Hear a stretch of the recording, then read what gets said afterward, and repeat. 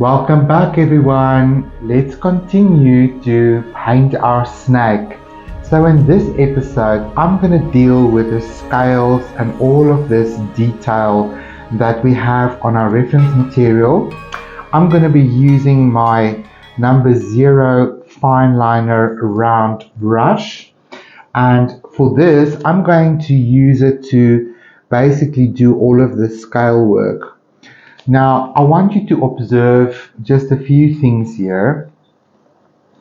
Because of the snake standing up here and it's in its ready state, as it flattens its skin on the outside, these scales are slightly bigger than the ones down here. So just notice the scale of these scales in proportion to the body. And I don't want you to stress or worry, because really what we have is two parallel lines that cross each other. So I think what we're going to do is we are just going to maybe take our pencil. I'm going to take my whiteboard chalk pencil. Let me get my cup of coffee out of the way. It's bright and early here on a Monday morning. We had the Chinese New Year festival yesterday, and it was quite a lovely day just to celebrate the year of the wood snake. We went to the temple to pray and to just get our blessings and our mindset up correctly for the year. And I think the biggest message that I took out of yesterday was the message that said, keep going, the future is bright. Let's not give up. Let's not get overwhelmed with all of the changes that is all around us. Remain open, remain flexible, and remain adaptable. That is what the snake is here to teach us. So just lean into whenever you see change is arriving on your doorstep. Instead of resisting, just accept it and flow with it and see where life takes you.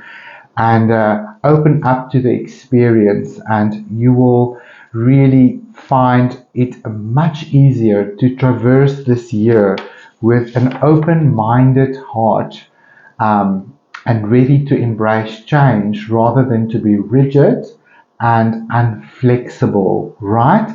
So let's look at those attitudes that we are embodying in our day-to-day lives. Coming back to the snake, what I'm going to do here is pretty much what we did with the head. We brought in beautiful definition and line work without going into too much detail. Remember, I remind you again, we are not Minolta machines. We are rendering a painting of our reference material. So I expect beautiful personal brush marks and mark making from each of you, in that sense that the way that you're going to use your brush on your canvas is going to be slightly different to the way I do it.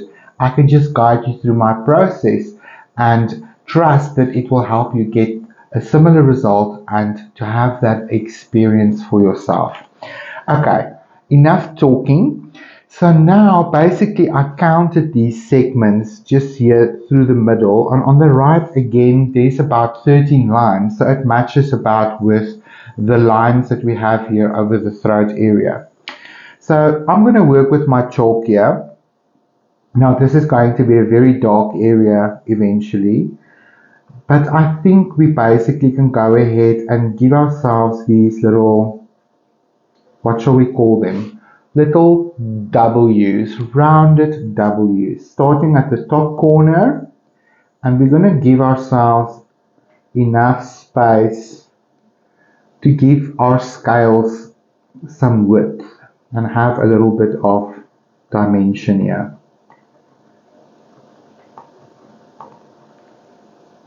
And we're just going to continue in a diagonal fashion. So try to make your scales parallel with each other, ignoring sort of where your little spots are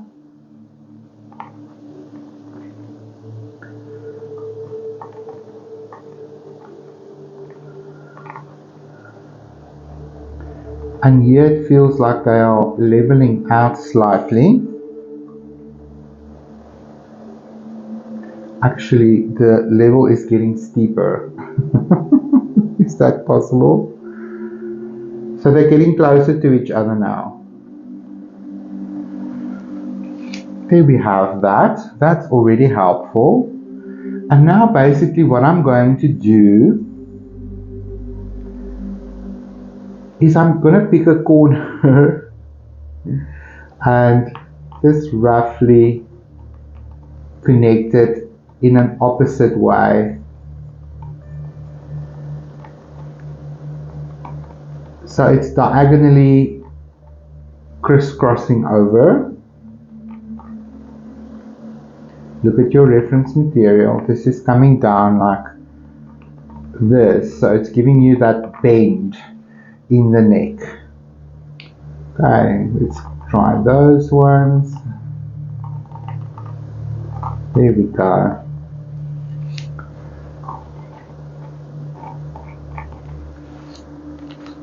One down. Right, let's try this again. Now it will just be in the opposite way. Okay. Right, let's start here. No, that's very horizontal. This is my challenging side. Okay, up. Okay, up. There we go. In an opposite way, Gideon. Like the curtains on a stage, they go in opposite directions. That's just how my brain now made sense of these little hoops that I'm trying to make.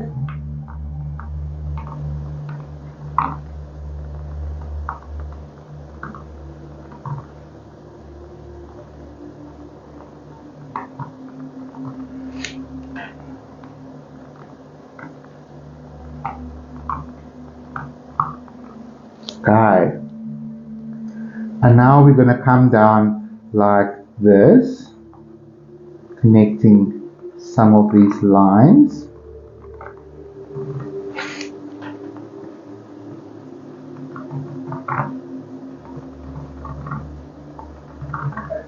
And again bend them inwards.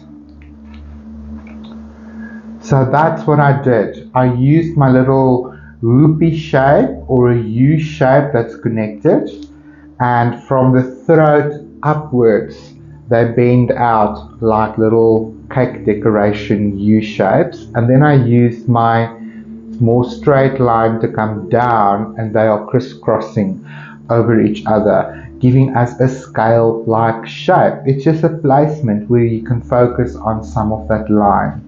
Let's look at the snake's body down here. Right, I'm going to start in the middle because that's where it's most pronounced. So it's basically, I'm just looking at the shapes. These ones are even bigger, so don't make these ones too big, but also don't make them too small because you want to be able to put a brush mark inside of it. So you can also maybe take one of your smaller square brushes as an example and just see that you will be able to place a little bit of color inside those little shapes. Okay, so we are going in one direction. Now I don't know why this one doesn't want to draw here. Oh my word, let's try something else. That one is a bit softer. Okay. Now as we get into this bend, these diagonal lines begin to slightly pivot on itself as we go around this corner. Let's just put those corner marks in again so that we can see where we are going. And then at some stage I'm just gonna cross over. I'm looking at these three lines here that's crossing over the body like this, just to give myself a place where I can connect these lines.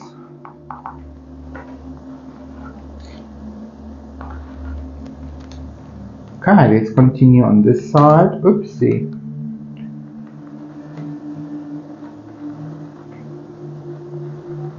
keeping them diagonal.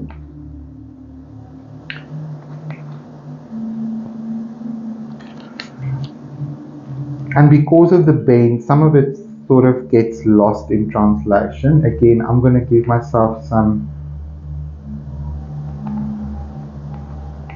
volume lines, indicate that this is a round tube, and then I'm just going to, oh yes, I need to pivot like that. No, the other way around, Gideon. My brain tends to turn things around. This is the struggle in my world, but you know, it's okay. We figure it out as we go. So we pivot around that.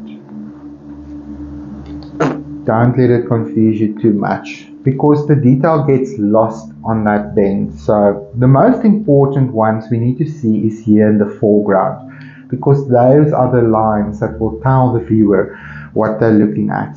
Now I'm going to start here in the middle again. Just find one of the lines that meets the top of the tube and just go in the opposite direction and keep it parallel so that you have beautiful diamond shapes. And then when you get to this bend, pivot out. Why is it easier for me on the right than on the left? I don't know. I didn't make myself. One, and then we continue on the other side. Just find a line, a mark that you can connect, and then it needs to pivot like that.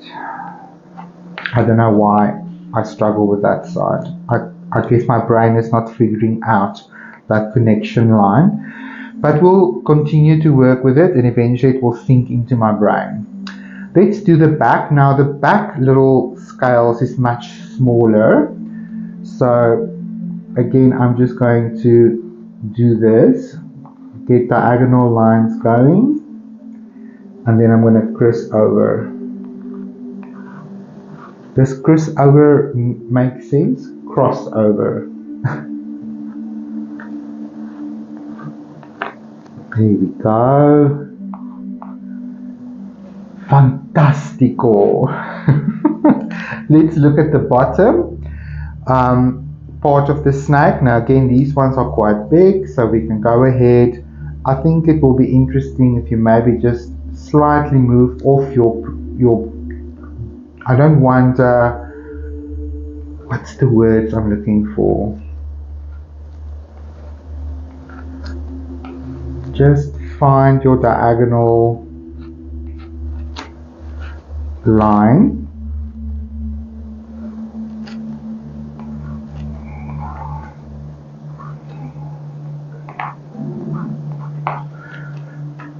Okay, it's easier if I just pivot around these corners.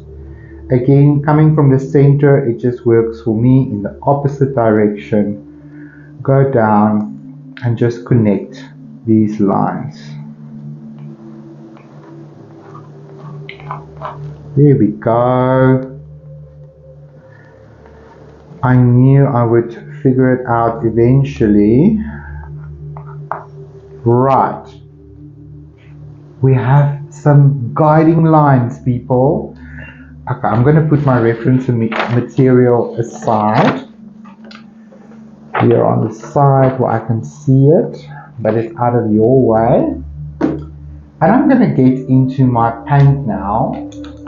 And what I've dispensed for this line work is my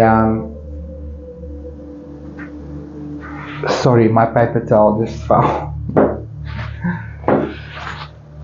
Got my paper towel. Now everything would just sit still on my table. It would be so lovely.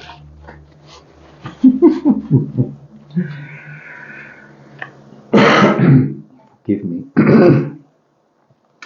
Okay, so I've got my phthalo blue and I've got my Mars black, and I've already got it dispensed here in my wet palette. And I've got my number 0 fine liner, and I've got my little number 6 angle brush here, but we'll get into that one later.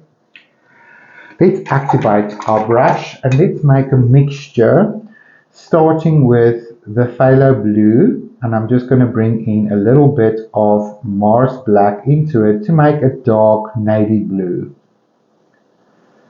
And I'm going to add enough water to it to give it an ink-like consistency so that I can do this fine line work. I'm going to roll my brush till I get the paint on the toe of my brush, and we're going to come in and we're just going to repeat everything again, but this time with paint.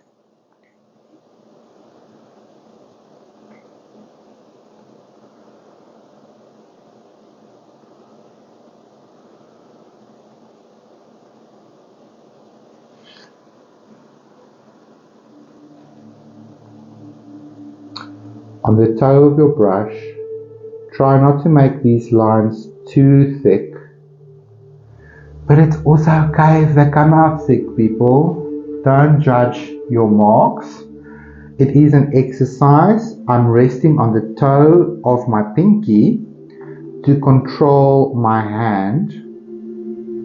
I know line work in paint can be quite challenging. It is one of the things that I struggled the most with as a self-taught beginner artist. I wanted to draw like a pen, and then because you're pressing on bristles of a brush and you don't have the stability of a ball from a pen, your beginner line work can look a little bit thick and goopy like this. And it's okay. There's too much paint on my brush.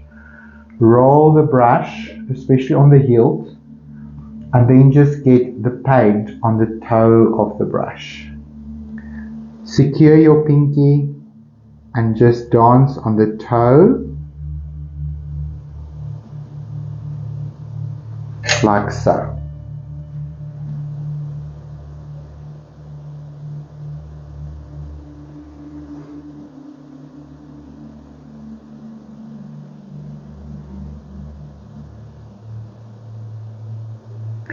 And as we get closer to the narrow bit of the snake, those little marks become flatter. Now, one of the other things that I've sort of learned in my art is to try not to make straight lines too much.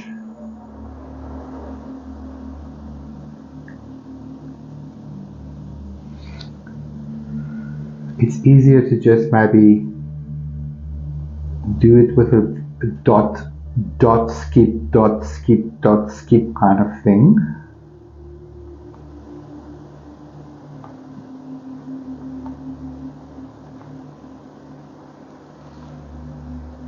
Yay, we're getting there, people. Right, let's try this again on the other side. Isn't it amazing how much dimension and focus and clarity these little lines are bringing to our underpainting that we've already done with the colors and the scales?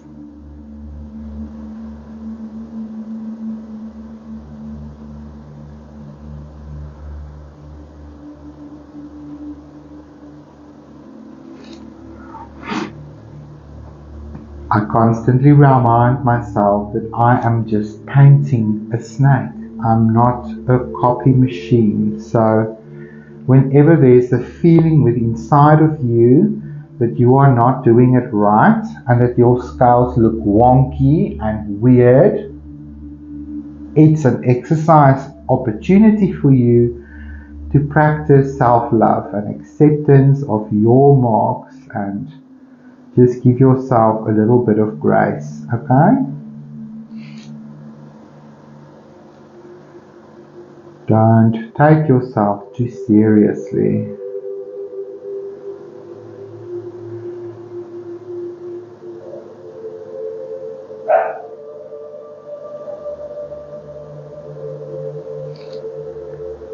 Beautiful. I'm also going to go ahead and just fill in a darker line around this throat area and just outline that a little bit. Remember, these are also slightly rounded. And by just sort of suggesting that, it finishes up that entire section. I'm going to go ahead and just make this separation line of the mouth a little bit more pronounced. Beautiful, people. Okay. Let's go down to the bottom part of the snake and repeat the whole process.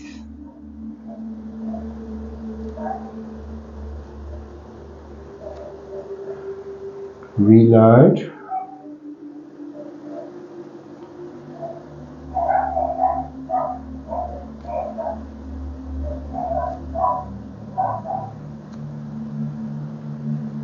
Oops, too much paint.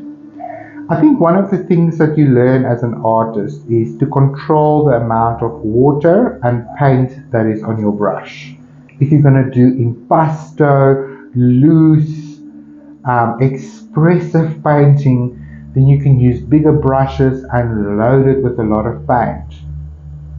But if you're doing detail work and a little bit more refined work, then be very mindful of how much water is on your brush, how much paint is on your brush, and that will make your life a lot easier.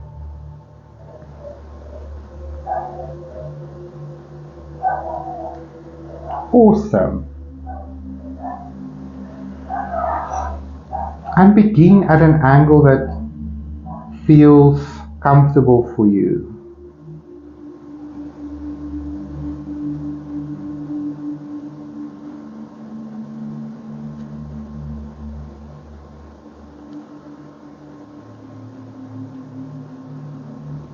Some of them are thicker, some of them are thinner. It would help if you sort of connect your lines at the top, giving you a little bit of a pyramid there as well. If your lines are connected in the appropriate mathematical way to create these shapes, then it will read as the scales that we are trying to paint. Don't worry about shadows or anything now. My difficult side. I don't know why this is so hard for me. My brain just doesn't want to do it.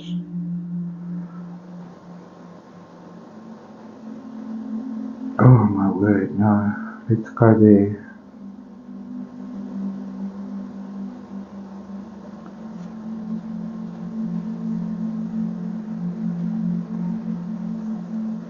I'm also just going to remind myself here that this is the curvature of my snake.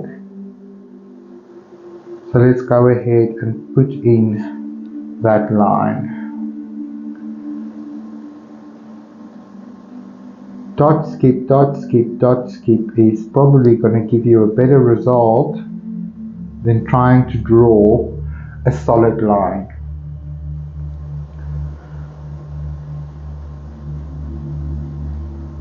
So sometimes I say it helps to shake a little bit because the paintings become a little bit more realistic or painterly for me.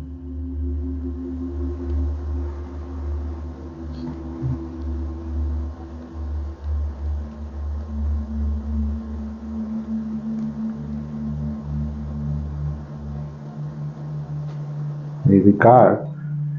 Let's bring in our final segments down here, and again I'm going to start in the middle where I'm comfortable, then my brain can follow the pattern a little bit easier. So if it makes life easier for you, then I'm very grateful. I need a bit of water here. My air conditioner is running. A little bit more blue, please. A little bit less black. My paint is gooping up on me. Roll it out. There we go.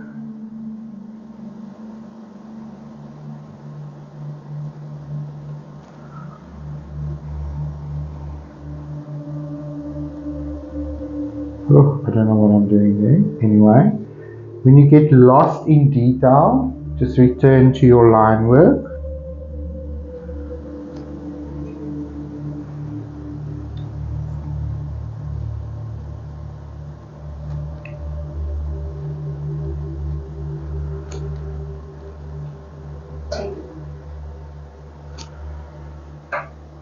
Okay, let's cross over.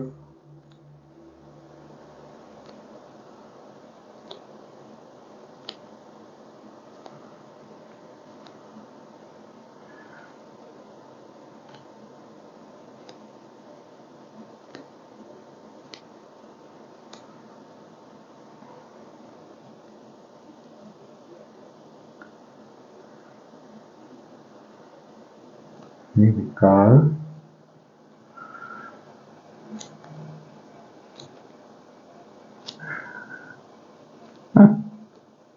Whatever.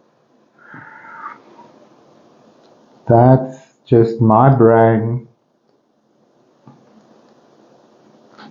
struggling to find the pattern at an angle. For you, it might come naturally. For me, it was a little bit harder, but that's okay, because this is my way of showing you that you can figure it out with patience and persistence and a lot of self-love. Anything is possible. So I want you to do that for me. I think that is quite an important step that's going to help us to define these beautiful scales. There's no rush. We can enjoy each and every one of these little blocks as a unique little painting. So take a deep breath in. And let all of that stress and expectation and worry and perfectionism go. It's not serving you. So the more you breathe through it and the more you're kind with yourself and patient and adaptable and accepting, the easier it's going to get. And that's the whole point of this exercise, okay? So go ahead and do your outlines of your scales. In the next session, we will look at some of the color details within them. So I'll see you again soon.